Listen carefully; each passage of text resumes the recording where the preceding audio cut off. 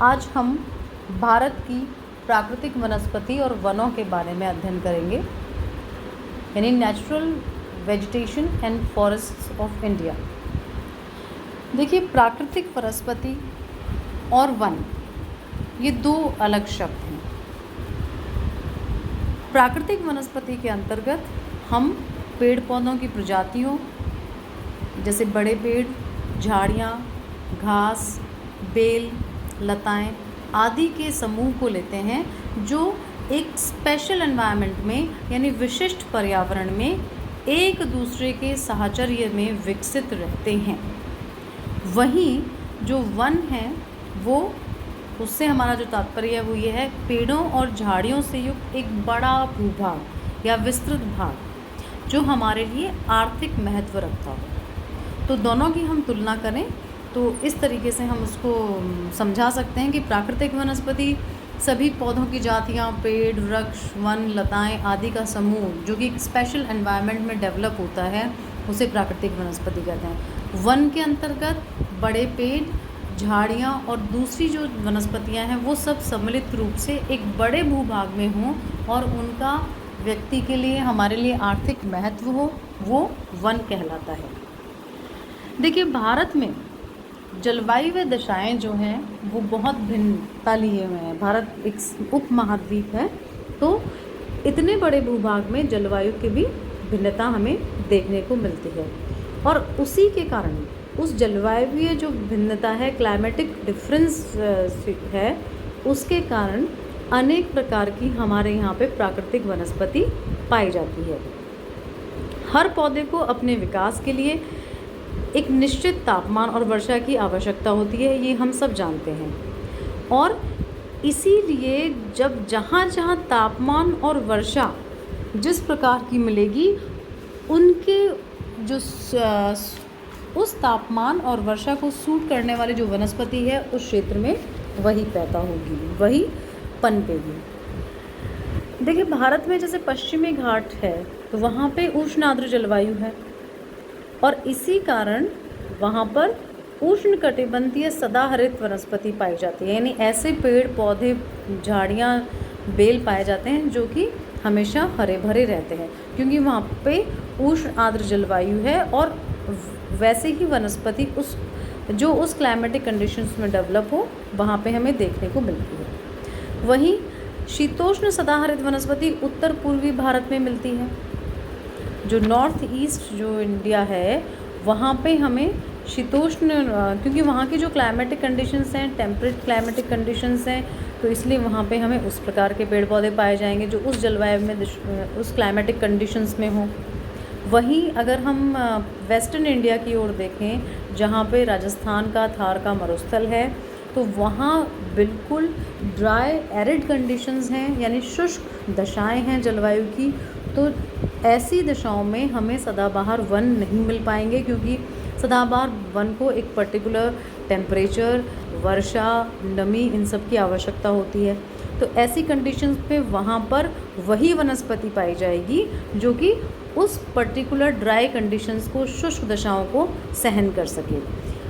इन desertic areas में, मरुस्थलीय क्षेत्रों में जो वनस्पतियाँ उगती हैं उन्हें हम ज़ेरोफाइट्स के नाम से जानते हैं और इसीलिए हमें जो कंटीली झाड़ियाँ, आक, फोक आदि जो पौधे हैं वो हमें इस डेजर्टिक कंडीशंस में मिलते हैं, क्योंकि वो इन कंडीशंस के लिए पूरी तरह से एडेप्टेबल हैं।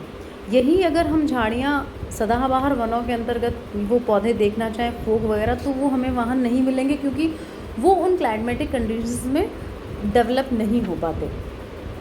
इसी तरह भारत के मध्यवर्ती भागों में हमें पर्णपाती वनस्पति यानी पतझड़ वाली, जहाँ पत्ते जो फॉरेस्ट हैं, डेसिडियस फॉरेस्ट जिसे हम कहते हैं, वो पाए जाते हैं और वहाँ मौजूद मध्य जलवायु दशाओं के कारण वहाँ पे ये डेसिडियस फॉरेस्ट ही आपको डेवलप मिलेंगे।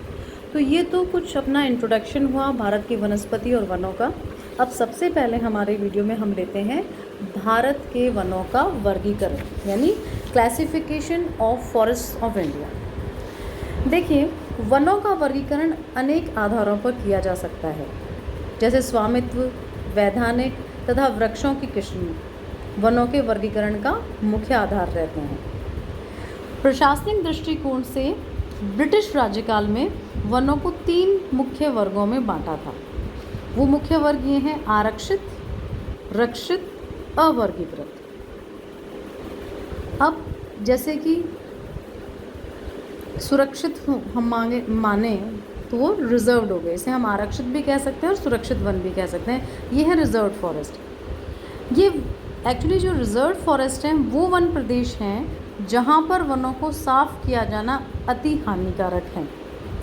यानी अगर इन क्षेत्रों में हम वनों को हटा दें तो वो हमारे यहाँ पे काफ़ी हानिकारक सिद्ध होते हैं, स्पेशली ऐसे लैंड एरियाज़ जहाँ पर भूमि का कटाव अधिक होता है।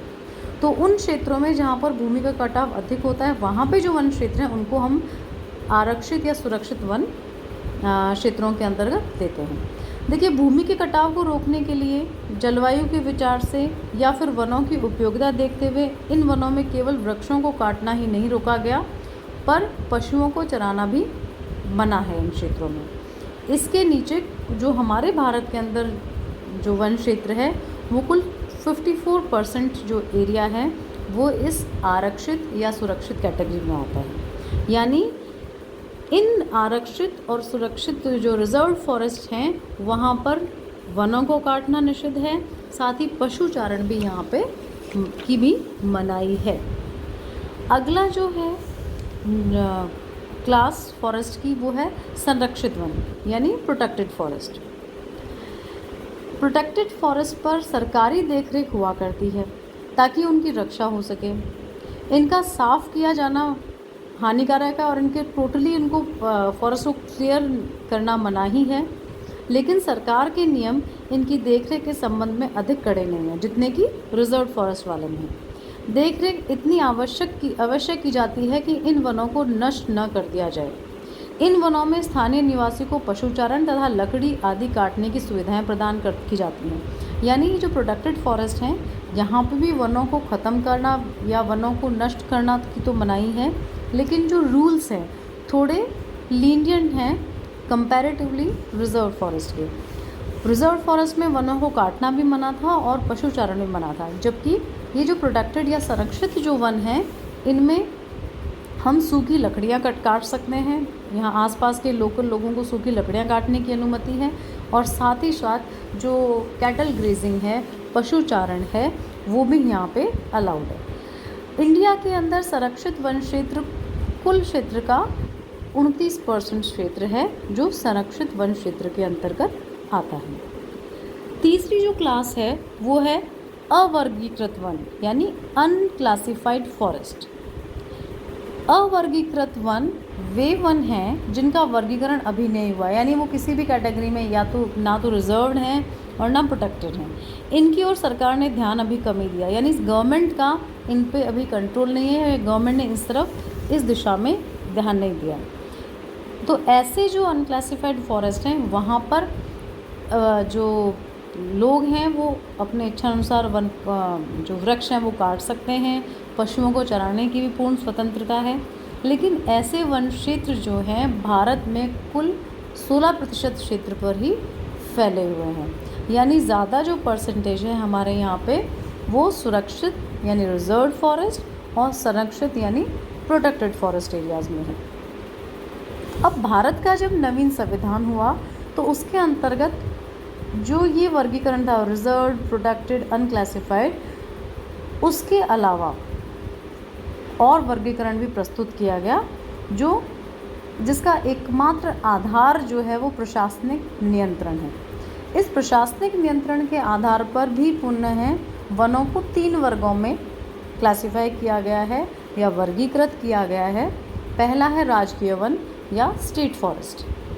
देखिए, राजकीय वन पूरी तरह से सरकारी नियंत्रण के अंतर्गत आते हैं और इसके नीचे अगर हम देखें क्षेत्रफल को तो इसके नीचे कुल भारतीय वनों का 96% भूमि यानी 96% जो लैंड है वो उपयोगिता की दृष्टि से महत्वपूर्ण है, यानी स्टेट फॉरेस्ट की कैटेगरी के अंतर्गत ये आता है। अगला है सामुदायिक वन या कम्युनिटी फॉरेस्ट जो कैटेगरी है। ये कम्युनिटी फॉरेस्ट स्थानीय नगर पालिकाओं तथा जिला परिषदों के नियंत्रण में आते हैं। इनके नीचे देश के कुल वनों की केवल 3% भूमि है। इस प्रकार के जो वन क्षेत्र हैं वो क्षेत्र की दृष्टि से इनका जो महत्व है वो कम है। सबसे ज़्यादा जो महत्व है वो राजकीय वनों का है, यानी कुल जो वनों की भूमि है वो 96% भूमि स्टेट कंट्रोल के अंदर है, गवर्नमेंट कंट्रोल के अंदर है। तीसरी जो कैटेगरी आती है वो है निजी वन यानी प्राइवेट फॉरेस्ट। देखिए, प्राइवेट फॉरेस्ट जो है वो व्यक्तिगत लोगों के अधिकार में है और इनके अंतर्गत कुल वन भूमि जस्ट 1.3% है, लेकिन अधिकांश भूमि इस क्षेत्र में बंजर वन है। यहाँ पर कुछ भागों में उपयोगी लकड़ी भी हमें अवश्य प्राप्त होती है। तो देखिए, ये जो वर्गीकरण है, स्पेशली दोनों तरह का वर्गीकरण हमारे यहाँ पे इंडिया में चलता है। ब्रिटिश टाइम में जो हमारा रिजर्व्ड फॉरेस्ट, प्रोटेक्टेड फॉरेस्ट और अनक्लासिफाइड फॉरेस्ट का चला था, और बाद में जब संविधान के अंदर हमने गवर्नमेंट फॉरेस्ट, ये जो गवर्नमेंट फॉरेस्ट हैं इसके अंतर्गत रिजर्व्ड भी आ जाएंगे और प्रोटेक्टेड फॉरेस्ट भी आ जाएंगे। ये दोनों तरह के फॉरेस्ट हैं वो इस गवर्नमेंट फॉरेस्ट में आएंगे और इनका जो कुल जो क्षेत्रफल है वो 96% है। मतलब यहाँ पर वनों को काटने की अनुमति नहीं दी जाती और ना ही पशुचारण की अनुमति दी जाती है।